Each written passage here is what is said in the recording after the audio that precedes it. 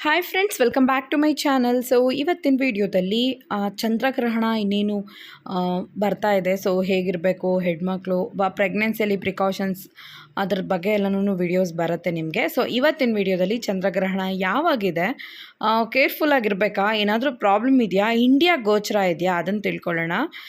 ಇದನ್ನು ಬಂದು ಪೆನಂಬ್ರಾಲ್ ಚಂದ್ರಗ್ರಹಣ ಅಂತ ಹೇಳ್ತಾರೆ. ಸೊ ಪೆನಂಬ್ರಾ ಲೂನಾರ್ ಎಕ್ಲಿಪ್ಸ್ ಅಂದ್ಬಿಟ್ಟು, ಅಂದರೆ ಅರೆ ನೆರಳು ಅಂದ್ಬಿಟ್ಟು ಸ್ವಲ್ಪ ಸ್ಲೈಡಾಗಿ ಒಂದು ಶ್ಯಾಡೋ ಅನ್ನೋದು ಇರುತ್ತೆ ಅನ್ನೋದು.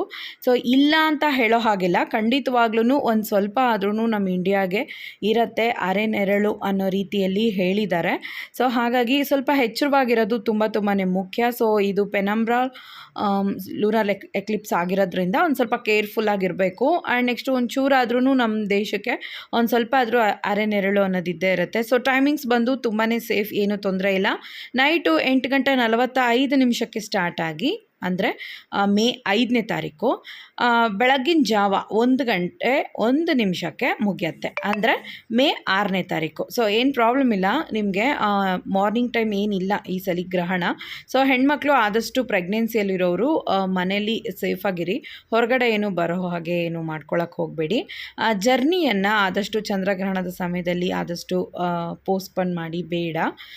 ಪ್ರೆಗ್ನೆನ್ಸಿಯಲ್ಲಿ ಆದಷ್ಟು ಈ ಗ್ರಹಗಳ ಸಮಯದಲ್ಲಿ ಬಂದು ರೇಡಿಯೇಷನ್ ನಮ್ಮ ಮೇಲೆ ಬೀಳದೇ ಇರೋ ಥರ ನೋಡ್ಕೋಬೇಕು.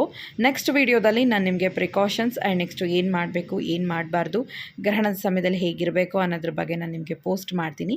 ಜಸ್ಟ್ ಇವತ್ತಿನ ವಿಡಿಯೋದಲ್ಲಿ ಟೈಮಿಂಗ್ಸ್ ಆ್ಯಂಡ್ ನೆಕ್ಸ್ಟು ಡೇಟ್ ತಿಳ್ಕೊಂಡಿದ್ದೀರಾ ಅಂದ್ಕೊಳ್ತೀನಿ. ಟೇಕ್ ಕೇರ್, ಬಾಯ್.